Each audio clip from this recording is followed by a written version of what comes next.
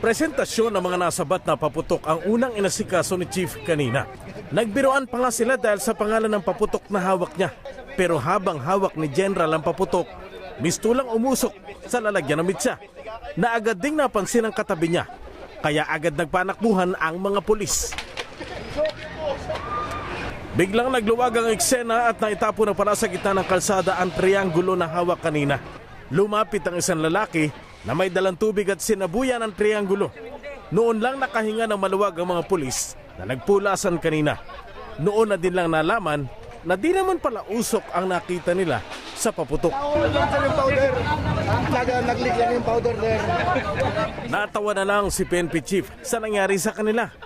Hindi naman kasi talaga biro kung sumabog ang mga paputok na prinisinta kanina.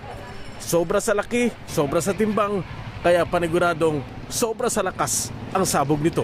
Ang tinitignan natin dito, dapat hindi siya overweight, Yes, sir. hindi siya oversize, tapos hindi masyadong mabilis yung fuse, tapos hindi rin mabagal. Itinuloy pa din ni Chief ang inspeksyon sa mga tindahan. Pero di naalis ang isip niya sa peligro kanina. Bili ni Chief sa mga pulis, tulungan si Mayor Villanueva, ipagbawal din dito ang sigarilyo. Binabawal nyo yan. Bawal talaga. Bantayan nyo. Dapat may pulis talaga kayo palagi ito. Ma'am, ay ko natin, tulungan natin mo nito. Pati po yung mga testing, bawal din po yun. Kita mo yung takot ko kanina, yung umusok. Sipin mo kung yun sumabog, patay tayo nun. At bago umalis, nag-iwan ng safety tip si Chief. Sipin mo, ganito kalaki. Sasabog sa'yo, patay ka nito. Ha?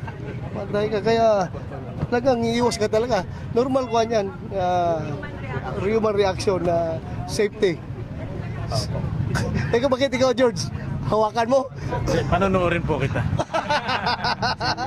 George Carino, ABS-CBN News.